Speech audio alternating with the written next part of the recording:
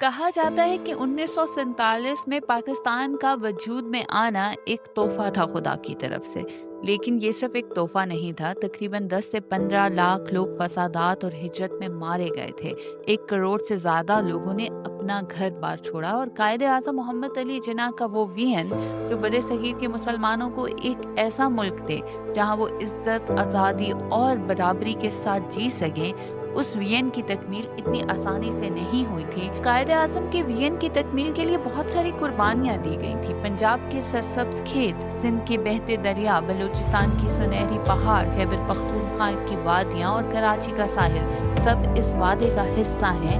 سب نے اپنے حصے کی قربانی دی تھی۔ آزادی کے بعد کے پہلے چند سالوں میں صرف ایک نقشہ نہیں بنا تھا، خواب بھی بنے تھے۔ 1960 کی دہائی میں پاکستان کی 6 سے 7% G D P growth rate تک پہنچ گئی تھی، تو اس وقت خطے میں سب سے زیادہ تھی۔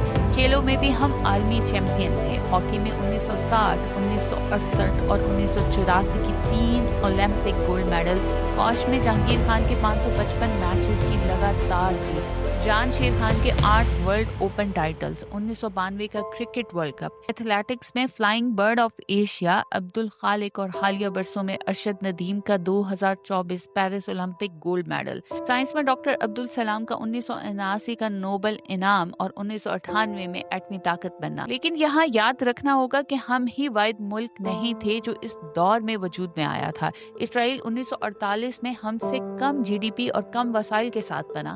آج اس کی فیکس آمدنی 50,000 امریکی ڈالر ہے۔ بنگلہ دیش جو کبھی مشرقی پاکستان تھا، 1971 میں الگ ہوا۔ 1990 میں اس کی فیکس آمدنی $300 سے کم تھی، آج $2,800 ہے۔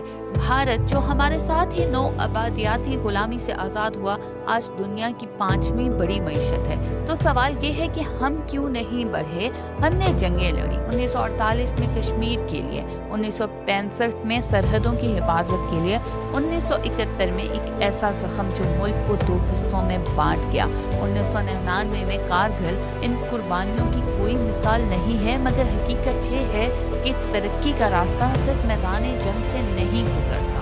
سیاست میں تسلسل کا نہ ہونا ہماری سب سے بڑی کمزوری یا ناکامی کہہ سکتے ہیں۔ 1947 سے آج تک 30 سے زیادہ وزرائے اعظم آئے ہیں، مگر ایک بھی اپنی آئینی مدت پوری نہیں کر سکا۔ جس ملک نے اتنی جنگیں لڑی ہوں، جس کے حالات اتنے جنگی ہوں، جہاں دہشت گردی کی جنگ چل رہی ہو اور سیاسی حالات بھی سٹیبل نہ ہوں، وہاں معاشی حالت ایک چکر میں پھنسی رہتی ہے۔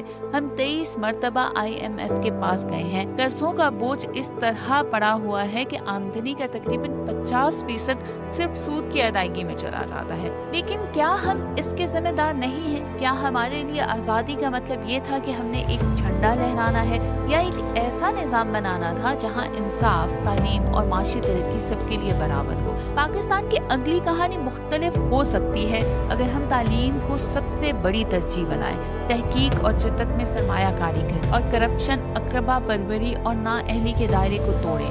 یہ ایک ایسا باب ہو سکتا ہے جہاں ہم صرف خطے کی نہیں بلکہ دنیا کی ترقی یافتہ ممالک میں کھڑے ہو سکتے ہیں۔ لیکن یہ اسی وقت ہوگا جب ہم جذباتی نعروں سے آگے بڑھ کر عمل، اتحاد اور خود احتسابی اپنائیں گے، ورنہ شاید آنے والی نسل یہ سوال کرتی رہے کہ آخر ہم آزادی کے بعد بھی آزاد کیوں نہ ہو سکے۔